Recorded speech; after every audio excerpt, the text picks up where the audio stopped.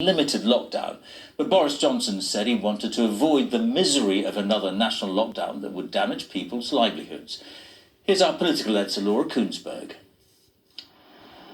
The rolling valley around Glastonbury Tor.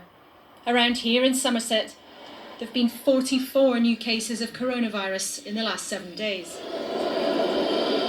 Nottingham's Old Market Square. In this bustling part of the world, nearly 3,000 people have fallen ill with the disease over the same time. Why are you ignoring the science, Prime Minister? That difference, why the Prime Minister's resisting bringing in a limited lockdown across England. The opposition, though, is split away after the government's own senior scientist proposed a short, sharp period of closures. On the 21st of September, the government's own scientific advisors, SAGE, gave very clear advice. They said a package of interventions, including a circuit breaker, will be needed to prevent an exponential rise in cases. Why did the Prime Minister reject that advice and abandon the science? He wants to close pubs, he wants to close bars, he wants to close businesses in areas across the country where the incidence is low. And that's what he wants to do. What Labour's proposing is not as strict as the lockdown from earlier this year, but Downing Street wants to avoid it. And there's little appetite on the Tory benches too.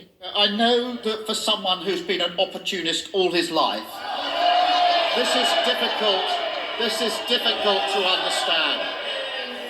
But having read and considered the SAGE advice, I have genuinely concluded that a circuit break is in the national interest. The whole point, Mr. Speaker, is to seize this moment now to avoid the misery of another national lockdown into which he wants to go headlong by delivering a regional solution.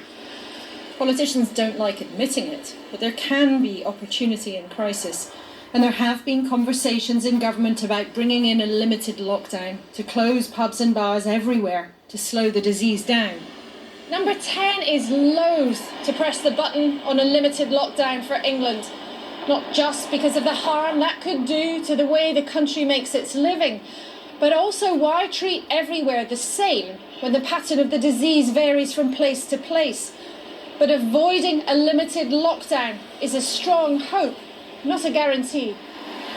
More parts of the country could soon fall under tighter rules.